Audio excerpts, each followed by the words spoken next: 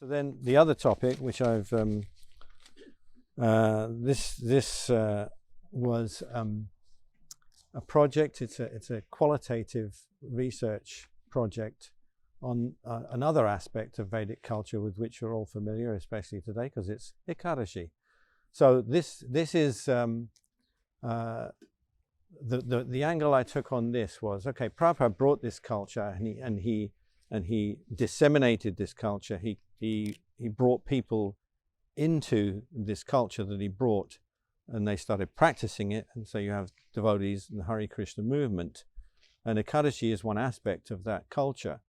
So 50 years later, what does it look like now? What does that aspect of devotee culture look like?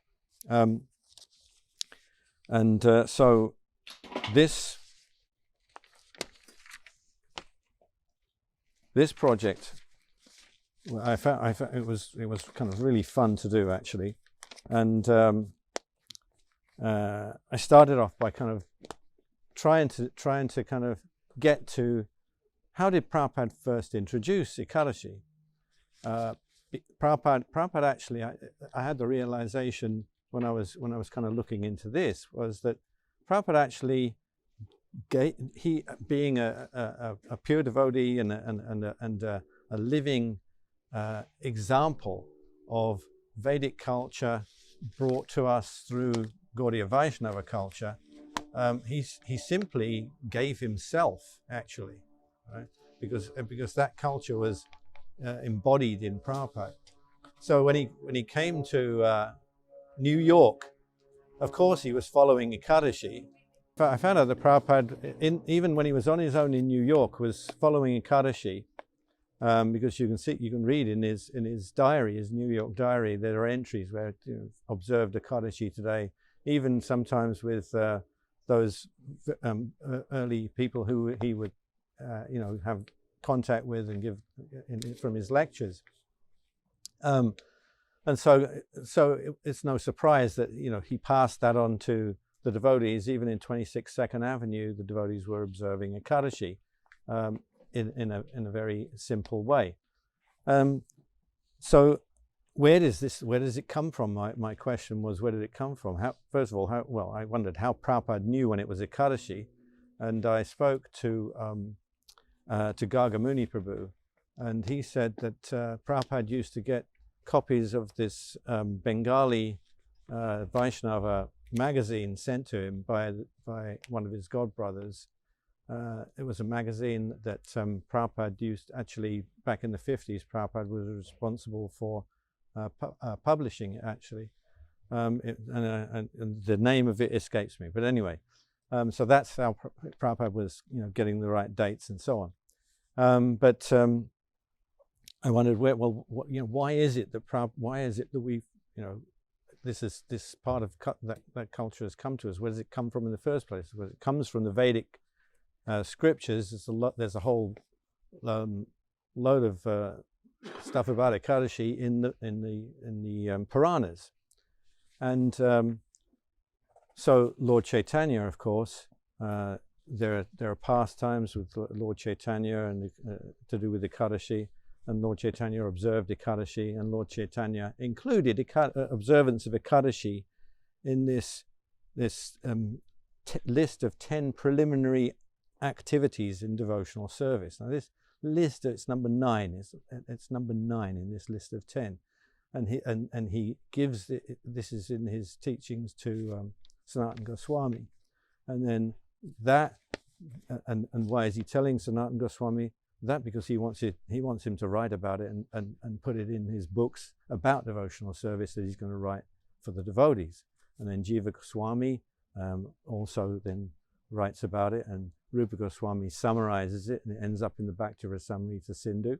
And then Prabhupada, of course, he writes the Nectar of Devotion, and it's also, that list is in the teachings of Lord Chaitanya, and it eventually finds its way into the ISKCON Krishna Consciousness Handbook from 1970, I think, or 71.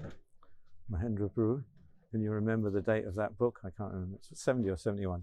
and it's even repeated in one of the best ever sociological studies made on the movement, which was J. Stilson Judah's book from 1974. He's got the same number 9 Ekadasi. So 7 minutes.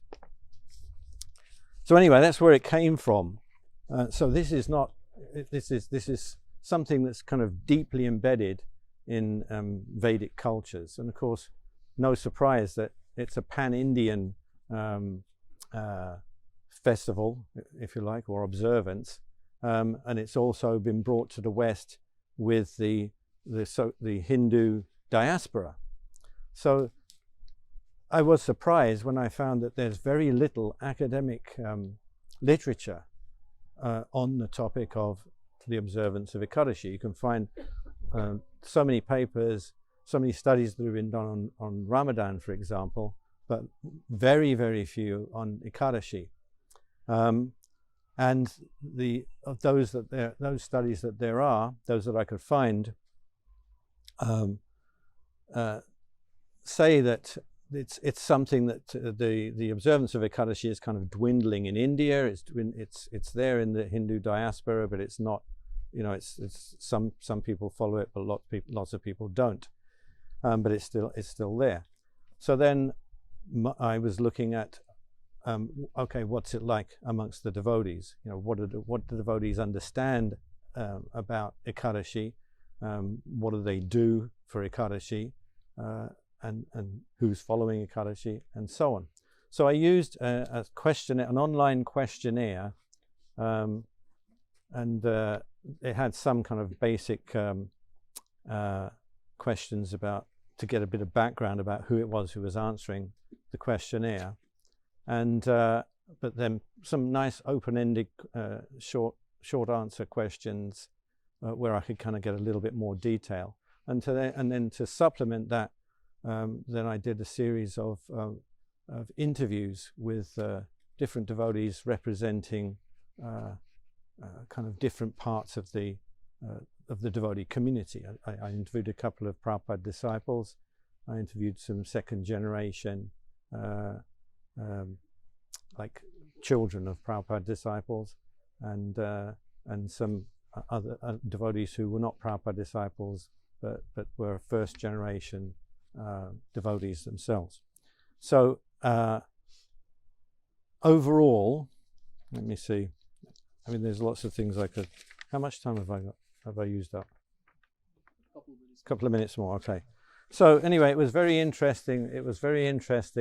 The qualitative research, you get tons and tons of data, and to analyze, especially the short answers and the interviews, I used.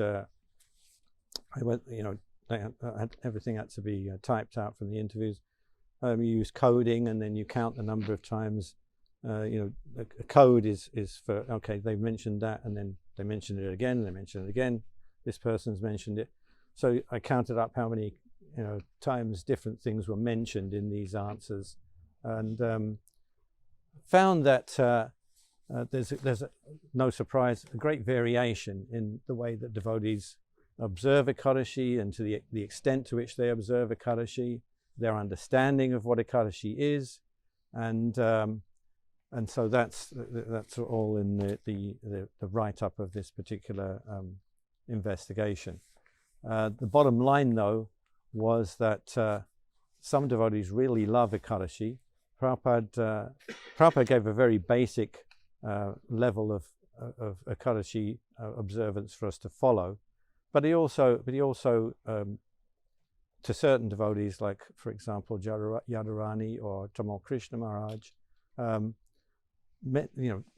explained that there was much more to it for those who wanted to go further. And so nowadays, especially following the publication of Krishna Balaram Swami's book about Ekadasi in the late 80s, that book was mentioned a number of times as being a sort of turning point where devotees seemed to kind of take Ekadasi, some devotees took it to a kind of different level. That was, with some devotees that was popular, and some devotees didn't think that was so great. But